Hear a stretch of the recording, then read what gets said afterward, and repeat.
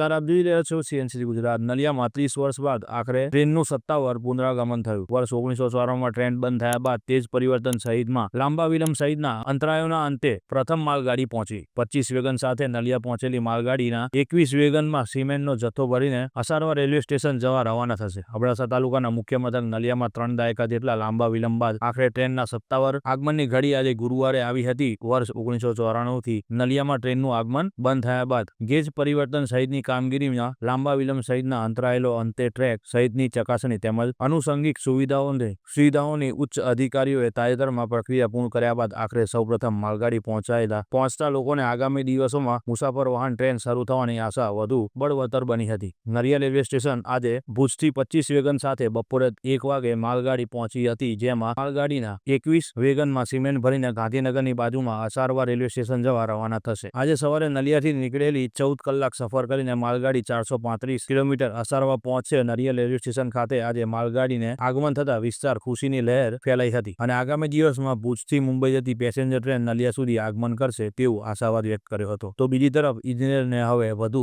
લંબાવવામાં ન આવે તેવી માંગ પણ થઈ રહી છે। નલિયા ગામમાં નવો રેલવે સ્ટેશન બની ગયું છે। જે તે વખતે નલિયા ગામમાં એરફોર્સ સ્ટેશન આવ્યું હતું ત્યારે નલિયા ગામમાં રેલવે સ્ટેશન બનાવવામાં આવ્યું હતું। આ વખતે નરેન્દ્ર મોદી સાહેબે જે પણ વિકાસના કામો કર્યા છે, અહીંયાથી જે આ દુર્ગમ વિસ્તાર હતો હવે અહીંયાથી માલ લોડિંગ અનલોડિંગ થશે। ટ્રેન અહીંયા કને આવી ગઈ છે તો અબડાસા તાલુકાનો વિકાસ થશે। એ બદલ